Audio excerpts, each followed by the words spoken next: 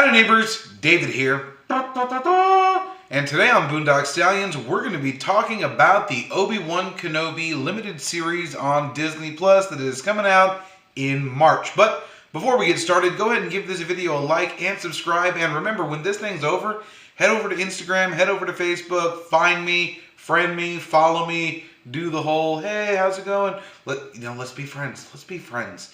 Anyways, so now the Obi-Wan Kenobi trailer dropped, and man, oh man, did it butthurt a lot of us fanboys. And I say a lot of us because we are a whole as a unit of fanboys. And, none of us is greater or lesser than any other one of us. Having said that, can we all chill out on what the Grand Inquisitor looks like? I mean, first of all, we're basing his look on an animated series that, if I remember correctly, when Rebels first came out, everybody complained about how the animation quality was lesser than Clone Wars and how they ruined characters from Clone Wars when they switched over from animation styles. So now the problem is that translating these characters in from animation to live action is a problem, and we're all complaining about the Grand Inquisitor when this guy exists. I'm just saying, like, bro.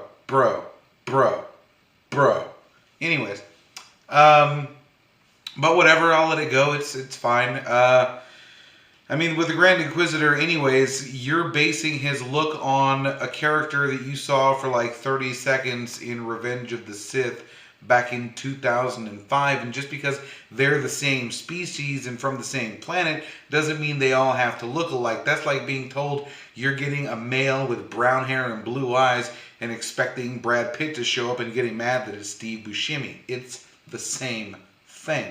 Anyways, Kenobi.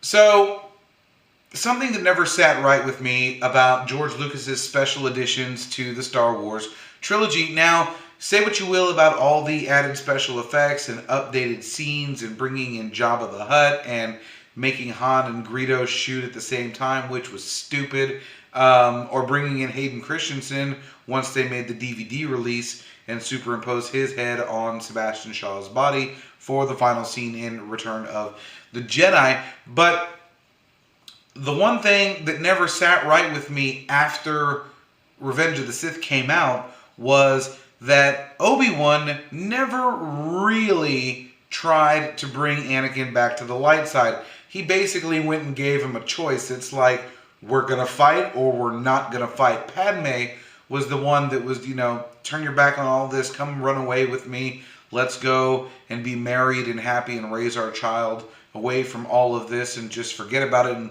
live our lives. And so when we get to Return of the Jedi, and Luke turns himself into Darth Vader at the end of the movie on Endor, Luke says what Padme says, I can feel the conflict within you, come with me, let's turn our back on all of this and just run away. As father and son, he was basically offering Vader the same offer that Vader offered him, just without the power and authority in the Empire. Let's just go and be us. And Vader replies, Obi-Wan once thought as you do. And that line should be, A, Padme once thought as you do, or B, your mother once thought as you do. And with all the changes to the dialogue and even bringing in Ian McDiarmid to film a Palpatine scene in Empire Strikes Back to replace the inconsistency that was the original actress, and it was an actress, that played the Emperor in The Empire Strikes Back.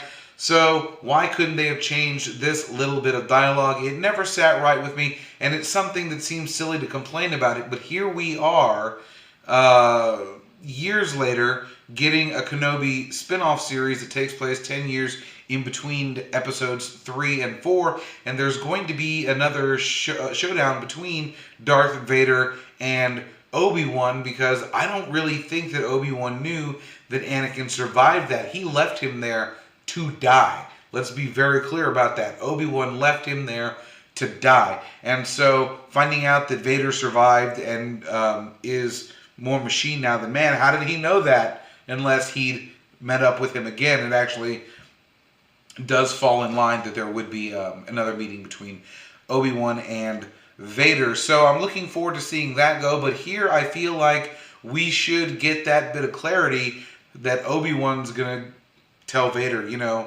let's go. Let's forget all this and just disappear. We'll be Anakin and Obi-Wan again, on the run.